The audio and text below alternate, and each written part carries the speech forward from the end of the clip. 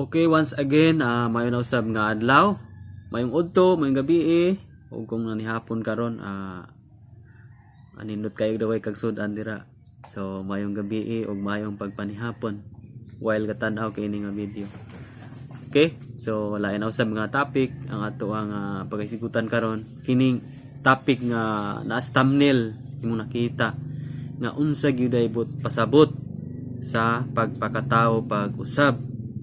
Okay, kini nga topic ato ning kutloon sa John chapter 3 verse 1 to 10. Imong mabasa diha, dila man ako nabasahon kay ako mo naman kayo ning story.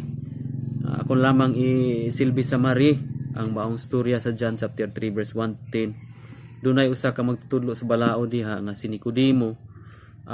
Miadto siya Jesus Christ tungang gabi or gabi siya niadto nya magtutudlo sa balaod.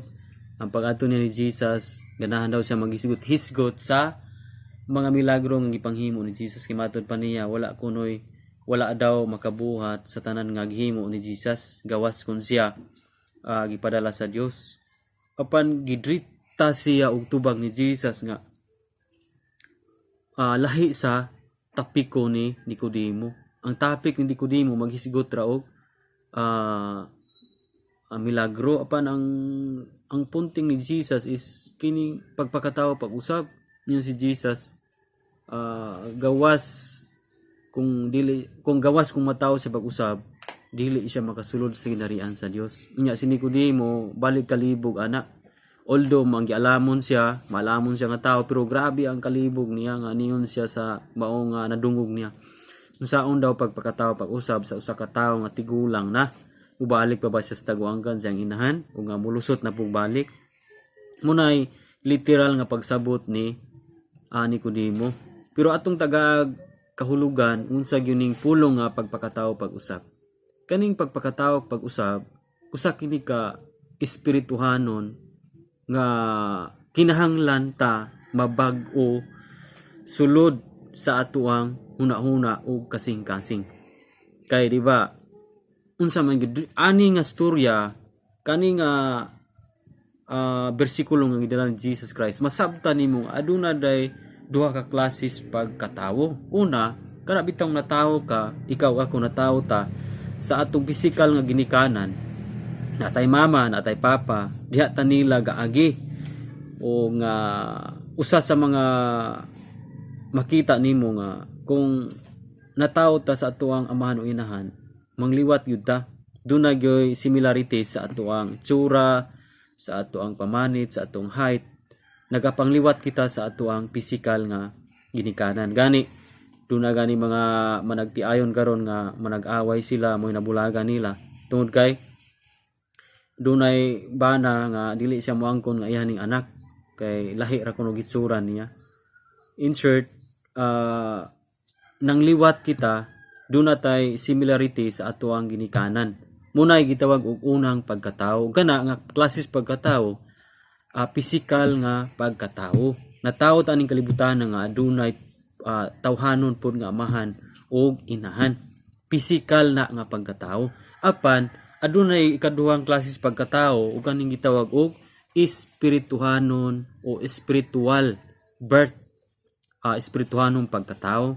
Unsa man ni? Dawato nato sa Ginoong Hesukristo aron mahimo kitang matawo sa espiritual nga pagkatao. Doon na ba'y proiba ana nga kung mudawat ni Kristo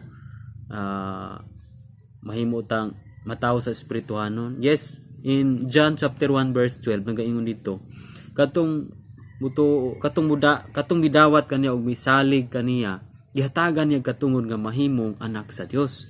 Dili ba? So kadto di eng tanang tawo nga nahimugso ni kalibutan nga wala mo dawat pa ni Hesus, wala pa musalig ni Hesus. So wa pa sila katungod nga mahimong anak sa Dios. Kay ang gitagaan og katungod sa maong bersikulo gisigutan kadto lamang ni dawat og misalig kang Ginoong Hesukristo. So dili man tanang tawo ni kalibutan nga nahimugso sa pisikal nga ginikanan ni dawat ug misalig kang Ginoong Hesukristo. So munang dili patanan na tawo pag-usab.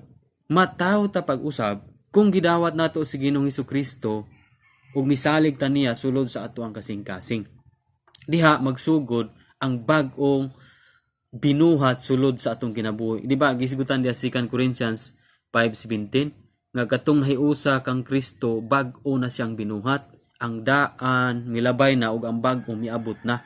Nganuman kay si Kristo imong dawaton sa imong kinabuhi, makabaton gyud ka kabag-uhan, kabaton gyud ka og kausaban sa imong kinabuhi.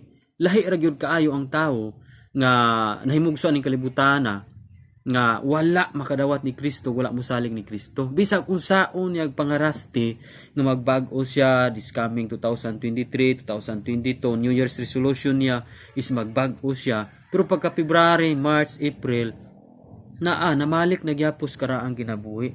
Samantalang ang mga tao, labisan dili sila mga rasti nga magbag-o sila, apan nanawat kang Jesus Christ, sila ang mga tao nga natawo pag-usab. Kinahanglan igsuon nga mataw taning kalibutan as physical nga amahan, mataw pud ta sa espirituhano natong amahan nga mao ang atong buhi nga Dios. So dawaton nimo si Kristo, saligan nimo siya. Muyon dito sa maong bersikulo gihatagan ta katungod nga mahimong anak sa Dios. So karon kay anak naman ta sa Dios, sadyang mudawat ka ni Kristo musalig kaniya, ang amahan na mo'y magmando sa atoa. Diba? Sadyang naanak ta sa atoang ginikanan pisikal, sila man ang musugo nato, sila man ang mumando nato. Okay na, kuan ni buhatan ni dito, kuhaan ni, palitan ni, o ani hugasin ni, pagkabo. Diba? Ang pisikal nga amahan na ay katungod nga musugo. Yun ana po sa atong espiritual nga amahan. Sadyang nahimugso ta sa espirituhanon, ang Dios nagyud ang musugo nato. That's why sadyang mutuman ta makabaton kita og kausaban. Iyon ang pulong. Hukasan niyo ang daang pagkatao. Kay siya man atong amahan. So atong hukason, di doon natay kabag-uhan. Niyon ang pulong sa Dios. Simbaha ang Dios. Sa tibok niyong kasing-kasing una-una kalag o kusog. O di ba? Munang muduol na taron sa pagsimba. Sa una, dili ka hinimbahon. Apan sa dihang mataw kapag usab, mahimo na kang masilimbahon sa Ginoo. Sa una, dili ka kapasaylo sa imo mga silingan, sa imo mga igsuon, imo mga ginikanan. Apan sa diyang mabon agi na ta, magpakataw ta pag-usab, mapinasayloon ka na, ikaw ako. Ang kasing-kasing nato ginausab ni Kristo adlaw-adlaw. Yun ana ang pagpakataw pag-usab. Sa una, bisyoso kayo ka, daghan kay kog kahilayan. Apan karon nagkawala hangtod nga wala na gyud kay mga bisyo, wa na kay kahilayan. Naa na karon nagpagamit sa Ginoo. Abi nimo usa ko ani ana igsuon. Grabe kog bisyo sa unang panahon. Pansadyang nidawat ko ni Kristo, ako siyang gisaligan sa akong kinabuhi. Nahimong gigamit ko niya karon as a pastor o nga naghandol og katawhan. Apan sa una grabe kog kahilayan. So lahi gyud kay ang tawo nga mabon agin. Mausab gyud siya, mabiyaan gyud niya ang kaniniyang mga kinabuhi, especially sa atong mga tinuuhan, no? Sa dihang sa una daghan kay tang mga patuo-tuo, mga lihi-lihi o daghan kayo tang mga bala-bala. Apan sa dihang mabun aginta, sa dihang magtuon tas pulong sa Ginoo, mabiyaan nato ang tanang mga wala gisulti sa pulong sa Dios. O di ba? Dunay kalainan. Munang kinahanglan tang mabon agin. Matud pa ni Jesus Christ, except a man be born again, he cannot enter the kingdom of God. Kawas kung matawo kita nining sa pulong niya, magpakatawo ta pag-usab, dili ta makasulod sa ginarian sa Dios kung dili ta magpakatawo pag-usab. Muna nga kinahanglan ang pagpakatawo pag-usab. Ang pagpakatawo pag-usab usa kini ka espirituhanon. Nindot kayo ang espirituhanon nga pagkatao. Kay mo mauni ang muusab sa tibuok nimong kinabuhi, sa imong una-una o kasing-kasing sa imong decision, mauni ang muusab sa imong kinabuhi. Pero ikaw ra dili ka modawat ni Kristo, wala ka mosalig sa Ginoo, sa likway nimo ang pulong niya, dili god. Lisod kayo nga usbon ang imong kinabuhi nga karaan. Lisod kayong usbon atong gawi, lisod kayong mabiyaan ang imong mga patuo-tuo, lisod kayong mabiyaan nimo ang imong na practice na naanda ng kinabuhi. Nganuman, kung dili si Kristo ang gahari sa tong kasing-kasing una-una. Lisod ang pagpakatao pag-usab. Apan ang pagpakatao pag-usab sayon kini kung gidawat nimo si Kristo og imong gisaligan sa tibuok nimong kinabuhi. Si Kristo ra gyud ang makausob nato. Dili relihiyon, dili mong silingan, dili ang isig ka tawo makausob nimo, kundi dawata si Kristo, saligi siya, di ba? Mabantayan nimo imong kinabuhi, adlaw-adlaw ginausob niya. Glory to God.